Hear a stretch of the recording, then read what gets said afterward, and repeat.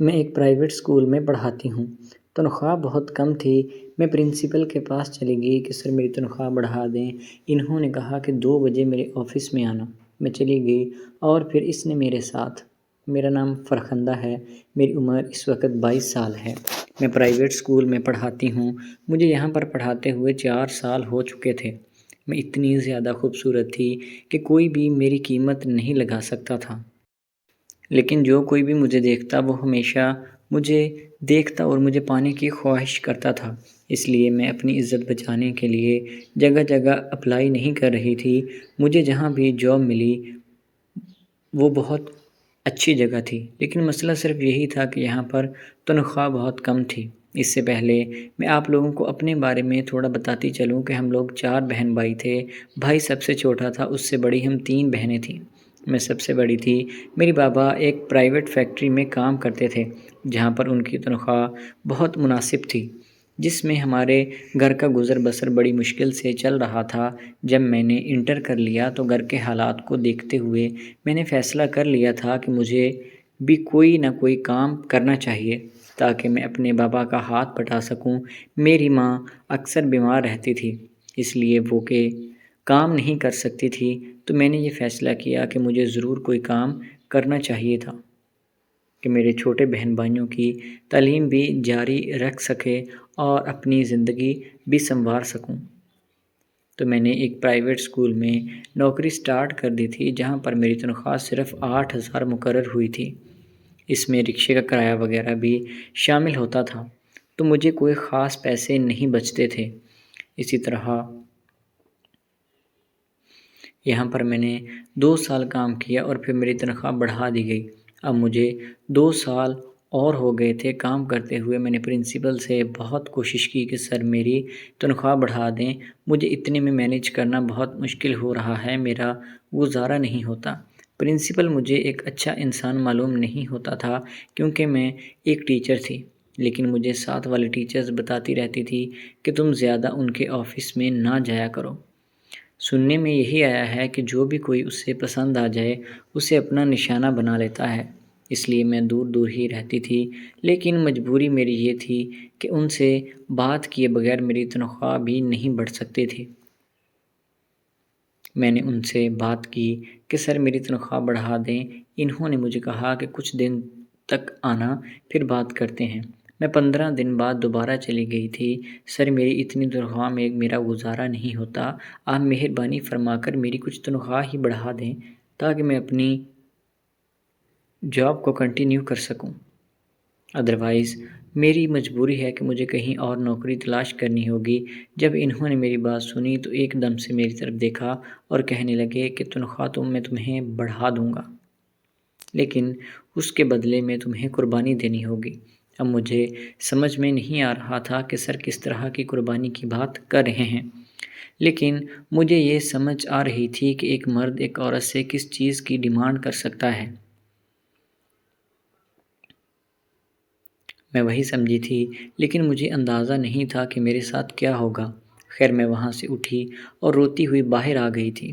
باہر دوسرے ٹیچرز نے بھی میرے سے پوچھا کہ اندر کیا معاملہ ہوا ہے، لیکن میں نے انہیں بھی کوئی جواب نہیں دیا اور ویسے ہی روتی ہوئی گھر آ گئی تھی۔ باقی لوگوں نے بھی یہی سمجھا تھا کہ سر نے میرے ساتھ کوئی ایسی ویسی حرکت کی ہے جس کی وجہ سے میں یہاں سے روتی ہوئی گئی ہوں۔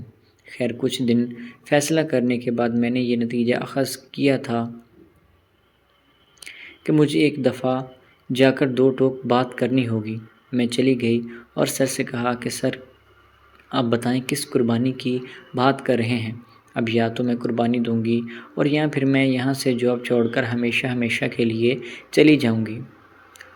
سر نے جب میری طرف دیکھا تو ان کی آنکھوں سے صاف صاف نظر آ رہا تھا کہ میں ان کے دل کو اچھی لگی ہوں۔ وہ مجھے یہاں سے جانے نہیں دینا چاہتے تھے۔ سر شادی شدہ تھے، لیکن کسی بھی اینگل سے وہ شادی شدہ معلوم نہیں ہوتے تھے کیونکہ وہ اتنے خوبصورت تھے اور اپنے آپ کو اس انداز سے فٹ رکھا ہوا تھا۔ خیر وہ انہوں نے مجھے بٹھایا اور پانی کا گلاس میرے سامنے رکھا۔ بیٹھیں اور پانی پئیں۔ پانی پینے کے لیے میں نقاب اتار رہی تھی تو سر کی آنکھیں کھلی کی کھلی رہ گئیں۔ ان کو اندازہ ہی نہیں تھا کہ میں اتنی خوبصورت ہوں، یا ان کے پاس اس قسم کا پھول ہے جس کی طرف انہوں نے دھیان ہی نہیں دیا۔ انہوں نے مجھے کہا، جی بتائیں آپ کیا چاہتے ہیں؟ میں نے ان سے کہا کہ سر میری تنخواہ بڑھا دیں، میرا گزارا نہیں ہو پا رہا، کام زیادہ ہوتا ہے اور مجھے یہاں پر کام کرتے ہوئے 4 سال ہو چکے ہیں، لیکن تنخواہ میری کوئی خاص نہیں ہے۔ تو سر نے کہا، میں تم سے قربانی کی بات کی تھی۔ میں نے فیصلہ کر لیا تھا کہ مجھے اس قربانی سے کوئی مسئلہ نہیں ہے۔ سر جیسے کہیں گے، میں ہر چیز کے لیے تیار تھی۔ اب یہاں تک کہ میں نے یہ بھی سوچ لیا تھا کہ اگر وہ مجھے پروموٹ کرتے ہیں اور میری تنخواہ بڑھاتے ہیں، میں اپنا سب کچھ ان کے حوالے کرنے کے لیے بھی تیار تھی، کیونکہ میں جب بھی اپنے جسم پر نظر مارتی تھی تو مجھے اپنے اوپر افسوس ہوتا تھا کہ میں 8-10 ہزار روپے کی نوکری کے پیچھے اپنے آپ کو ذلیل کر رہی ہوں۔ اس سے اچھا تھا کہ میں کسی پرائیویٹ کمپنی میں اپلائی کرتی تو وہاں پر مجھے دیکھ کر کوئی 35 سے 40 ہزار کی نوکری مل جاتی تھی، مجھے کوئی سمجھوتا ہی کرنا پڑتا۔ اگر تھوڑا بہت سمجھوتا کر کے مجھے اچھی تنخواہ ملتی تو مجھے اس سے بھی کوئی مسئلہ نہیں تھا۔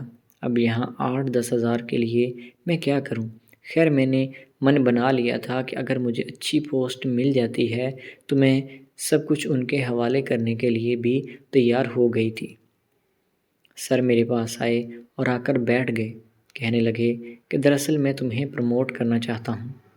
اس کے بدلے تمہیں قربانی یہ دینی ہوگی کہ تمہیں چھٹی کے بعد 1 گھنٹہ اضافی یہاں پر رکنا ہوگا، تاکہ کچھ لوگ وغیرہ اگر آئیں گے تو تمہیں ان کے ساتھ ڈیل کرنا ہوگا، اور اس کے بدلے میں تمہاری 10 ہزار مزید تنخواہ بڑھانے کے لیے بھی تیار ہوں۔ جب میں نے سر کے منہ سے یہ بات سنی تو میں خوشی کے مارے جھوم اٹھی تھی اور کہنے لگی تھی کہ سر مجھے کوئی مسئلہ نہیں ہے، میں اس کام کے لیے بھی تیار ہوں۔ اور پھر سر نے میری تنخواہ بڑھا دی تھی اور چھٹی کے بعد میں 1 گھنٹہ رکتی اور ان کے پاس بیٹھی رہتی تھی، اور جو بھی کوئی لوگ آتے تھے میں ان کے ساتھ ڈیل کرتی تھی۔ دراصل سر کو اگر کہیں کام کے سلسلے میں جانا پڑتا تھا تو پیچھے وہ مجھے چھوڑ کر جاتے تھے، اور میں ان کی غیر موجودگی میں کام بڑے ایمانداری سے کرتی تھی۔ سر مجھ سے بہت خوش رہتے تھے اور مجھے ہر چیز میں نوازتے تھے۔ تو دوستو، امید ہے کہ آپ کو آج کی ویڈیو اچھی لگی ہوگی۔ اگر ویڈیو پسند آئی تو ہمارے چینل کو سبسکرائب کریں۔